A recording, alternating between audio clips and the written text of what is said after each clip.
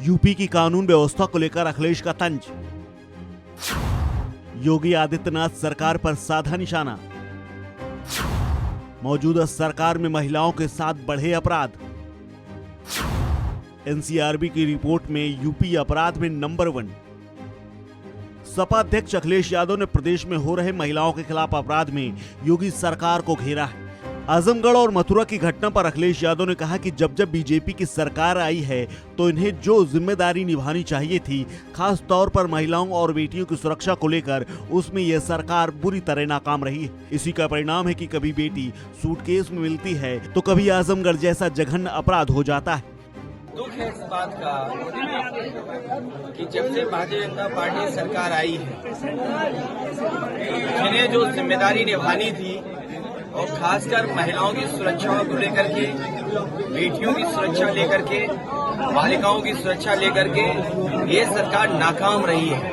और उसी का परिणाम ये है कि कभी बेटी सूटकेस में मिलती है या आजमगढ़ जैसी जघन्य अपराध हो रहा है।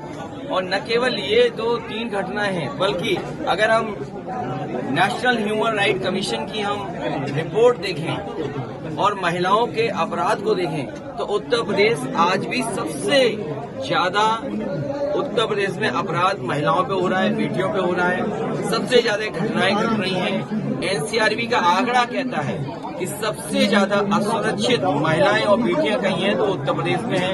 और ये इसलिए है क्योंकि सरकार स्वीकार करने के लिए तैयार नहीं है। जब सरकार स्वीकार करेगी कि उनकी कानून व्यवस्था खराब है, तभी उत्तर प्रदेश की कानून व्यवस्था ठीक होगी। और जब तक सरकार स्वीकार नहीं करेगी तब तक कानून व्यवस्था ठीक नहीं हो सकती। मैनपुरी लोकसभा उपचुनाव को लेकर क्या कहते हैं? हमें उम्मीद है मैनपुरी की जनता का सीधा संपर्क और सीधा एक रिश्ता जो था वो नेताजी से था। और मुझे उम्मीद है कि मैनपुरी की जनता ने जो विकास देखा है, मैनपुरी की जो पहचान नेताजी ने बनाई, उसका परिणाम आपको 5 तारीख के बाद 8 तारीख को जब वोट खुलेंगे दिखाई देगा। अखिलेश का बयान ऐसे समय में आया है जब एक दिन पहले ही यूपी के डीजीपी देवेंद्र सिंह चौहान ने प्रदेश पुलिस की जमकर तारीफ की थी।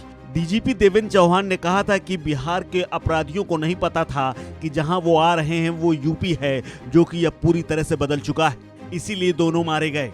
साथ ही वाराणसी में एनकाउंटर में मारे गए दुर्दांत बिहार के 2 भाइयों को लेकर उन्होंने इनाम की घोषणा भी की थी। उत्तर प्रदेश की जनता को मैं ये आश्वस्त करना चाहता हूं कि ये बड़े से बड़ा बदमाश क्यों ना हो, ये नया उत्तर प्रदेश है, नई उत्तर प्रदेश पुलिस है। और अगर यहां कोई भी जरा भी चेष्टा भी करेगा कानून अपने हाथ में लेने की, तो जितनी हमारे पास शक्ति उपलब्ध है कानून में, उसका उपयोग करते हुए इनको कानून के सामने जिंदा या मुर्दा जरूर खड़ा किया जाएगा। इसके अलावा वहीं मैनपुरी लोकसभा उपचुनाव को लेकर अखिलेश यादव ने कहा कि हमें उम्मीद है कि मैनपुरी की जनता नेताजी से सीधा संपर्क और जो रिश्ता था उसका परिणाम यहां दिखाई देगा। मैनपुरी की जनता ने जो विकास देखा है और नेताजी ने मैनपुरी की जो पहचान देश और प्रदेश में बनाई है, उसका परिणाम 5 तारीख के बाद 8 तारीख को परिणामों में दिखाई देगा। इस खबर में फिलहाल इतना ही। अपडेट्स के लिए बने रहिए वन इंडिया हिंदी के साथ।